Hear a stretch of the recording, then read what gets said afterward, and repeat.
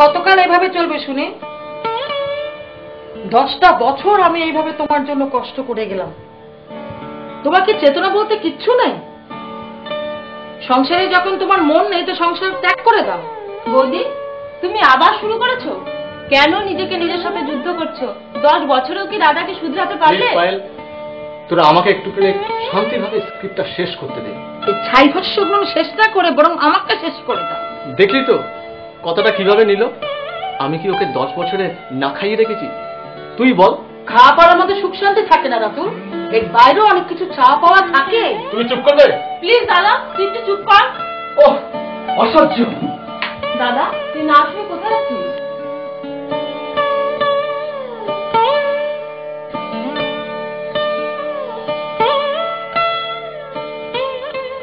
বলো পায়েল, তোমার দাদার সাথে আমি কত অ্যাডজাস্ট করে চলবো?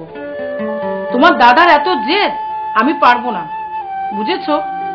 আর এইভাবে চললে সংসারের অভাব কোনোদিনও মিটবে না। দেখো বৌদি, দাদা ওই রকমই, নিজের মতো করে চলবে, যার জন্য প্রতিষ্ঠিত হতে পারেনি, অথচ কাজ তো কম করেনি। 10 বছর ধরে তোমার দাদা যা কাজ করেছে সব অন্যের জন্য করেছে। কি পায়?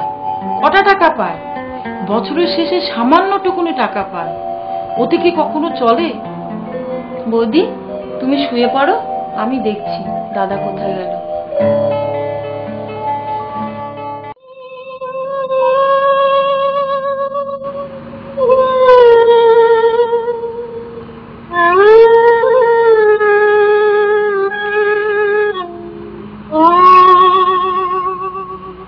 দাদা, হ্যাঁ দাদা, কেন ছেলে মানুষই করছিস?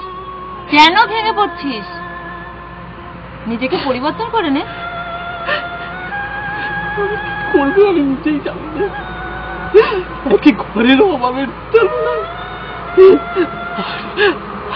আরো অন্যদিকে ওদের পয়সা না দেওয়া,